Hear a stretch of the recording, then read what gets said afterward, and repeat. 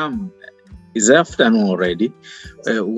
Welcome to the conversation with PAL Network. It's a space where we usually invite our members to share their story and to learn from their trajectory. And we are very happy to have you today and to have you for the spotlight that will highlight our member for the month of February 2022. Once again, welcome, Rajib. Thank you, Armando and PAL Network. I think it is very wonderful, process. Each month we are celebrating our one member through Spotlight. I am grateful and happy to be here. Thank you very much. So I think we should start from the beginning, and starting from the beginning is starting from how and why you started ASER Nepal. Okay, I think this is very important question and a very broad question also. So there might not be single answer, but important point, there are 2-3 major elements in ASER Nepal. One, we are focusing more on evidence-based policy in education governance. So we want to create culture of generating evidences, and so based on the evidences we can generalize that. Because in Nepal we have practice that we just we have when we are allocating budgets in our local government or our government also, it's more lump sum, or sometimes it's more advocacy based than evidence based. So those people who have more influence, they will get more budget, and those who have less influence, they get less budget. But education sector, I think it covers in Nepal on average around 10-11% in last 20 years. But it is often ignored in policy research. So ASER Nepal as a broad, it is a very important contribution for policy research to generate evidences, one point. Second point, last 20 years, if we look our data, in 2001, there were around 61% children going to school. And by the end of Millennium Development Goal year 2015, it reached around 95 kids out of 100 of primary grades going to school. That's a huge achievement, and I appreciate our government's effort and all other stakeholders, non-government organization effort to bring the children into school. But important question, we have data about inputs, we have data about numbers, we have data about how much we are spending in schools education, but we rarely discuss about what they are learning, right? I think the basic premises in a whole PAL network country is that going to school doesn't mean they are learning. So we want to shift that discussion from MDG, bringing students to school, to in SDG period. Now let's talk about what they are learning. So what about the quality education? That's another second important motivation. And another third important point, I think it is about creating such an environment that we are mobilizing local youths to care about the learning of local children. So it's not an outsider coming to your community and doing assessment and going back. It's someone from the community. The local youths are hired, they are recruited, they are trained, and they are mobilized to assess the children in the same community. So that gives the ownership, and also it also empowers local youths to see, visualize where their community is heading. They can see their future. What is our new generation able to do, and where we are, we can see, we can visualize our community. So that's kind of also crucial question at the local level. So there are 3 fundamental motivation for us. And at the same time, in around 2015-16, when we were thinking all about this, we came to know about ASER India. And also my one co-director colleague Sakar, by then Sakar and I got chance to visit and meet our friends at Pratham in India, and also we got inspired by what they are doing there, and we try to adapt what they are doing in India to Nepalese context. So these are the I think that we have to also acknowledge the role of ASER Center India, to set up our ground here. Fantastic. You know, most of times that we meet, we discuss a lot about this question of children are going to school, but they are not learning. And this is our main concern. But maybe we don't discuss enough the idea of engaging the youth to solve the problems at their community. So how have been your experience on that? You have mentioned about the ownership, but in general, how youth respond to the challenge of taking the lead to solve the problems of education in their community? Armando, let me phrase this like this. I think not in Nepal, in most of the countries, it is the national government. They commit in international platform. They meet and they sign some international treaty or agreements. Like SDG is one international agreement. Our government agreed that. So they will achieve those indicators or those goals by 2030. But when we come back and see at the national level, it is the community people, it is the local government, or it is the local, our public service delivery office, they are in the executive role. And one important point I have found in last 5-6 years, those people who are on the ground, they don't know about many of these goals, what the government has committed. Very important point. So it is very important to let them know what are our commitments, what we are going to achieve. So that one point. Second point, most of the time when, it's also a political issue, like a country like Nepal, where we have a lot of local government is so powerful in new structure, the local political leaders, they often say in political campaigns, they want to skill youths, they want to mobilize youth, so there are a lot of political slogans, but many times they don't know how. And so CLA, the citizen assessment, I think it is fantastic tool, not only for education, it can be for health, it can be for other digital literacy, it can be for other awareness campaign.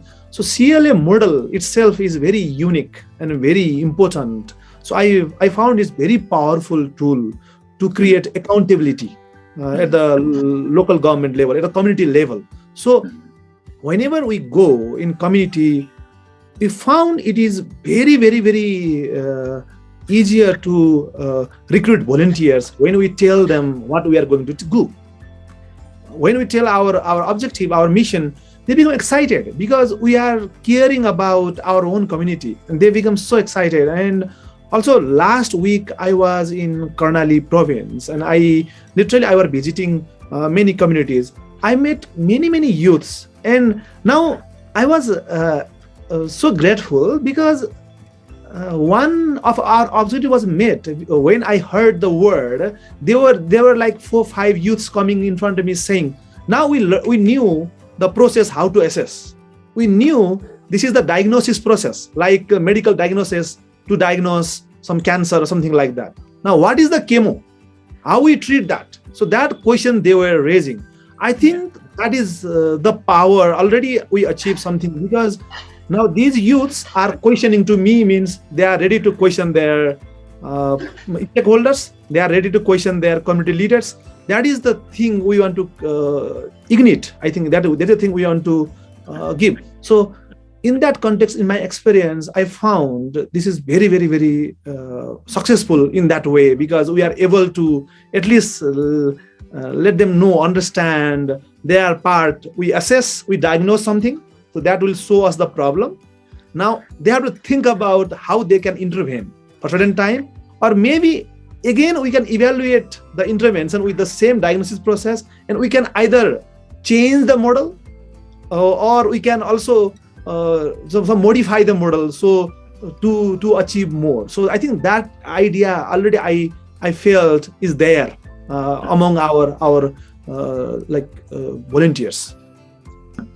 Congratulations for being able to make the ignition work and to have this movement going beyond our offices, beyond our meetings, and transforming it into a movement. In our dreams, it was always to transform it into a movement of people and more people engaged to improve learning. So going back to your initial statement that ASER Nepal is trying to produce evidence to influence learning. And differently from the advocacy agendas where people who are more influential, they get more resources, you are trying to influence by evidence. How do you see, since you started releasing your reports about learning outcomes, are there signs of change in terms of resource allocation? Are there signs of change in terms of prioritizing foundational literacy and numeracy? How do you see the situation? So let me just tell about the Nepalese scenario. One, like we have long time practice of EMIS, Education Management Information Management System, EIMS. So we have that national database. Every year it is self-reported by the schools, and the Ministry of Education repository that data. The point with that data, for the long time, the local implementers were not able to access that data. That's one very challenging. And second, though a ministry can access, but if we understand the Nepalese case, after the new constitution, 2015, local government has tremendous power. They have all power to oversight and also plan and execute for the school education from grade 1 to 12. So it's irony that the ministry wants to centralize all the data, but it does not allow publicly accessible, to make the data public accessible. And it is all like 753 local governments in Nepal. They are powerful to decide about the fate of the education sector in their constituency. So that's an important point. So wherever we have worked, at least ASER data is one. It's not all, I say. There are other like data also to complement, but ASER data is one data set to complement the existing ecosystem where the policymakers, local policymakers can rely. That's the one I have found. So it's not nationally we are influencing, but we are influencing where there is a lack of data. Like for example, recently we are now working with this Education Out Loud project. So it is led by Institute Child. Also Pratham is technical partner supporting in South Asia. So ASER Nepal is proud member of that EOL OC3 project. And at the part of this project, we are now focusing on Karnali province. This province is quote unquote like reported a long time as a least developed region of the country. It consists more remote areas in Nepal. Like still there are a few districts that not connected with roads. So still we have districts like in Nepal which are not connected with roads. And this area also are less reported in scientific research. So there are a lot of INGOs, NGOs, government agency would like to work there, but less data available there. So when we started working there, now when we were there for our master trainer training, almost 15 local offices of INGOs and NGOs gathered on that day. So we invited them, we showed them what we are doing. They all came there. So we are trying to build alliances there. So they all are curious to know what data set we'll produce. So they are very interested to see ASER data. They are waiting for our data set because they lack a lot of data to set their context, to start their intervention. So there are a lot of organizations, they are working in education sector, but they clearly say that they lack the data in that area. So ASER Nepal, I think, going to fulfill that one piece, missing piece there. So that's another, I see the possibility. And even from our past experiences, local governments are the one ultimately using this. And interestingly, in our model, like many times, we have received funding from local government. There's only two instances we have received funding from the outside donors. Otherwise, more than 4 or 5 times we have received funding from the local government. That is very important in Nepalese case. Mm. One, we are getting funding from local government, so that creates ownership to them about the data, about the process. Second, in Nepal, many times NGOs are working very closely with local governments or government. At the same time, public image is not that positive when we talk about the NGOs or INGOs. They sometimes they come with, even when we talk about the policy research, that completely like that is many times challenged by the government bureaucrats also.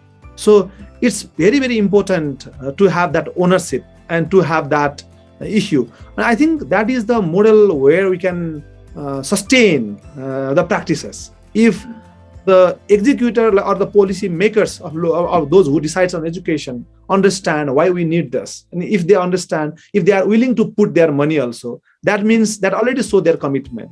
And if they start using the data, and that I think that is very, so that's why last 4-5 years our effort was to work closely with local government to develop that model. In last 2 years, COVID made a bit difficult for us to reach out in large, but at least we are setting the tone or context. So we are very hopeful that in near 1 to 3 years, we'll be able to ignite that at the structure like local level. So where they start learning this culture of evidence-based education policy making. Yeah. Now that you are talking about COVID, in our last conversation, we were talking about the impact of COVID in education. You have mentioned that in the last years, we had a significant progress in terms of access to school in Nepal that reached 95%. And now we are focusing more on learning than schooling.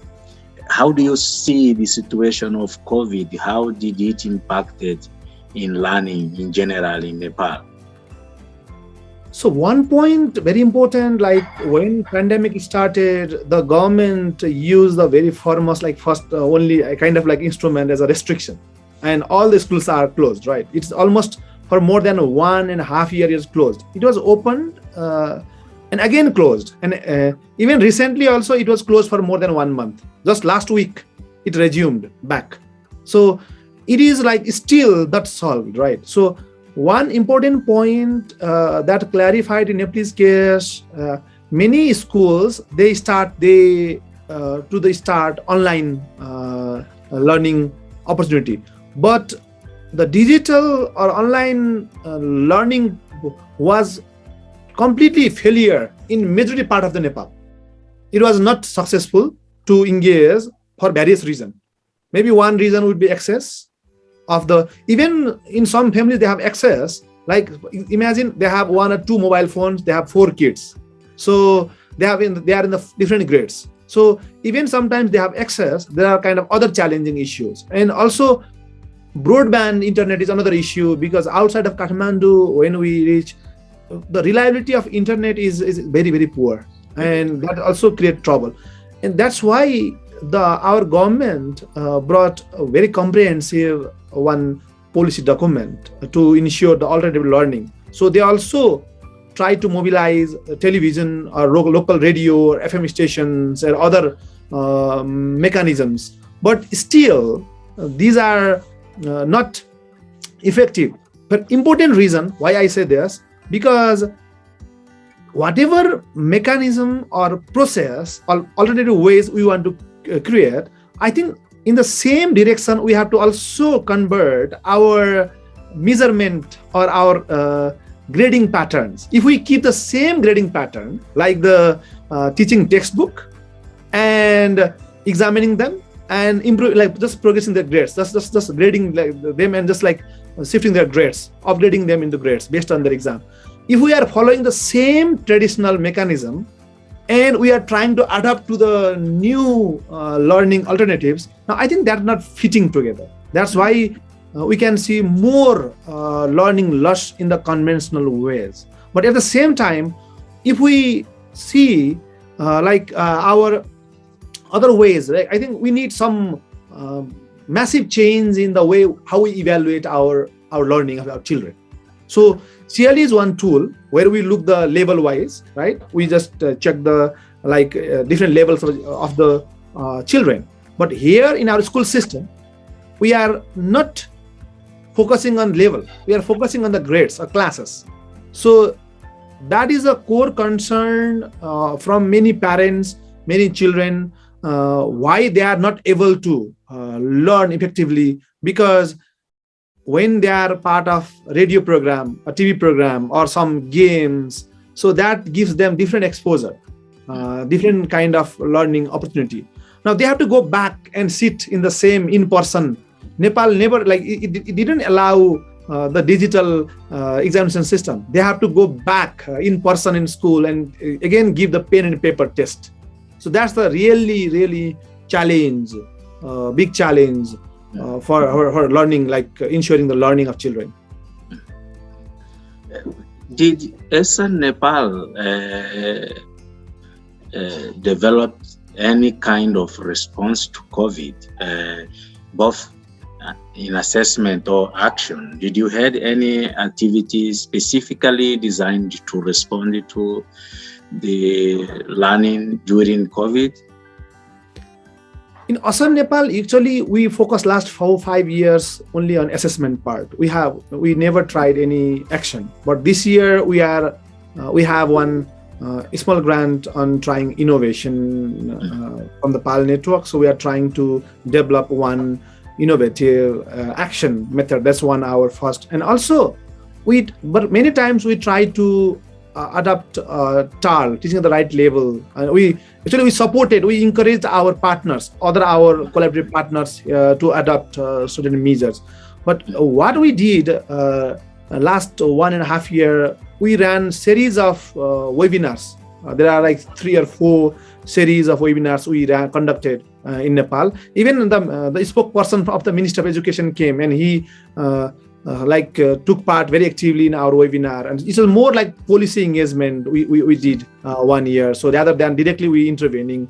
And what we also published one position paper where we are in terms of the COVID and the digitization in education sector from the perspective of women rights. We are trying to focus is the human rights of the children to get access to education. That was our main line for last year during COVID. So how we want to ensure that. So that one. And also we try to share the ICANN tool as a tool to use to check the learning loss of children when they are coming back to school. So we promoted ICANN, the tool, testing tool, to our partners and other areas. So these are the 3 or 4 points what we do. But I think we couldn't do much because we are not that much grounded in action part. We are more like assessment, but we revised our tool massively last year. Now we are implementing our new tool for this year for the assessment. That is also our achievement, I think, in that perspective. That's perfect. That the space for innovation to experiment new ways of doing things have started with this small grant, and we are looking forward to learn from you, from your experience, and to see how we can take those learning to other geographies. You see, at PAL Network, we are a community also of sharing, learning together and sharing. So we are very hopeful that your innovation will also inform our action in different other geographies. So I want to congratulate you and say that's the direction to follow, and we are together in that direction. I would like to go a little bit back to 2019. In 2019, we were lucky to be in Kathmandu when you hosted the PAL conference, and we had very interesting discussions in Kathmandu, and you had also very strong engagement with political actors at national level. So how do you see your interventions since 2019 with the conference, any results coming from there, any new avenues that you were able to open, and how you feel is your organization in the space of Nepal after the Kathmandu conference? I will just take, I think, two sides to explain this. One is about the ASER like method or tools itself. In Nepal, I also try to see the history in 2009, 2010. Also, some other local like NGOs and INGOs to try to adapt ASER in Nepal, but they just did some pilot. They couldn't bring it in full scale. And the narrative I found among the bureaucrats or the major like national policymakers is ASER is not that effective tool. So because they couldn't see that broader aspect of this citizen-led assessment at that time. But when we started 2016, we just trying to not only adapt our all other global South learning to Nepali context, also we are trying to bring this tool as a very strong like advocacy piece, how it can support the policymakers. And 2019 conference was very crucial for us to get recognized by the government agencies. So that not only helped to recognize ASER, they came to know there are other different, our big families are trying in Global South. That is a very important part. And another important message PAL conference played that always we had global North perspective in our policy interventions or many places. But that conference was highly dominated by the global South perspectives. So whenever I think this is a quote like when we talk about something like our global South countries, we say global South perspective. That means also what we are having, the global North perspective. It's already imposed something there, right? So there are so many things ongoing in global South, and that were showcased in the conference through the social marketing there, through the presentation, through the charts, through the videos. I think that allowed a lot of change, a little bit the perspective of the policy. One thing. So we got recognized one part. Second part, after that, at least I knew there are 4 other NGOs and INGOs. They adopted ASER tools or CLA model as a evidence for their evaluation of their intervention, like baseline, inline, or kind of activities. That also is one crucial achievement of the conference because other partners are motivated to adopt ASER in their intervention as a something evaluation or something to generate evidences of changes to showcase that. So that's very, very, very, very important. And it's very another, I think the third point I would like to mention that for the PAL network, the marketing, I think in this part, in this region is very important because now there are a lot of people, they know what PAL network is. And they know there is a international network that is very huge and very big and very powerful. They are loving with very powerful message to ensure all children learn through action, through assessment, through advocacy. So that is also another, I think, big achievement among a lot of actors. So these days, like if we go and meet like education stakeholders, PAL network, CLA, ASER is not new name. I think that is one we created brand. But we couldn't do much right after the our convention. After 2-3 months, COVID started, and our mobility, our social network, a lot of things are curtailed or restricted. But I'm sure we were successful to create that brand, that values. Even for us, it's very important that we got recognized. Not only we, it's kind of like whole tribe or whole community got visible, seen. And so we got that influence in mindset of a lot of policymakers, stakeholders, our NGO partner, and that is going to support this new project where we are going to build local level alliances on assessment, province level alliances. We are building that, and also we are trying to build national level alliances on assessment.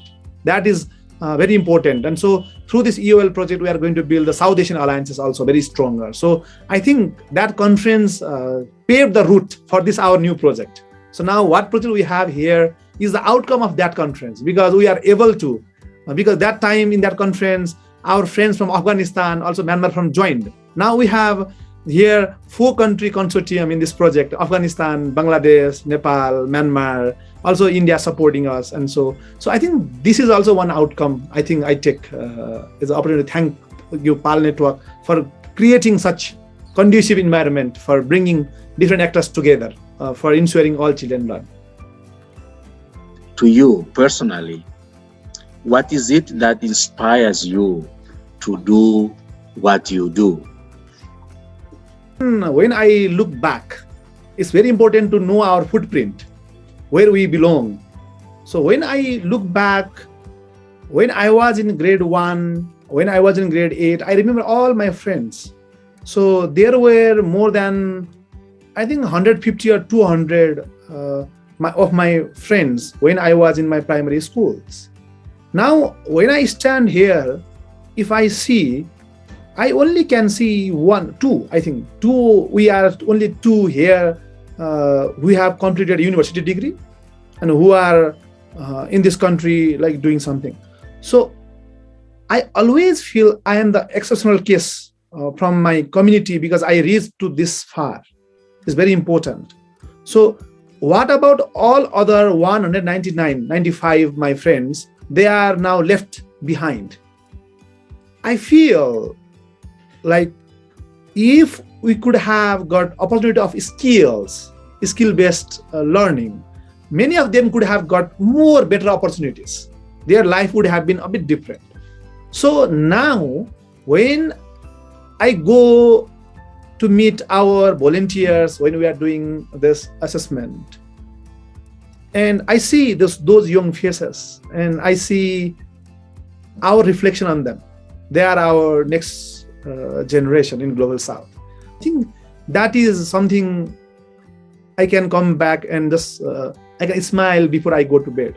So I did something. I shared something to our young people what they have to achieve, right?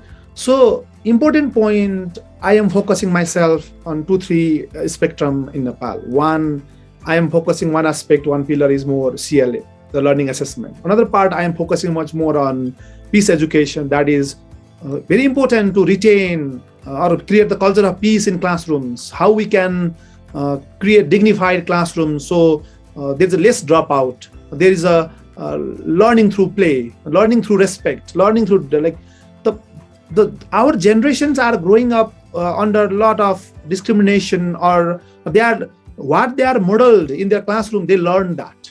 So if we change the classroom scenario, if we show the value of peace, empathy, respect from very beginning, I think we can change society. So these are the things when I work and when I get responses from many communities, when I go, that they are learning, these ideas are powerful and they see some possibility of change, that really inspires me, because at least we are giving something for change. It was really a big pleasure to have this conversation with you. It was inspiring, and I hope we will continue this trajectory together, and our day-to-day will impact in the life of more children. Thank you very much for this conversation, Rajib.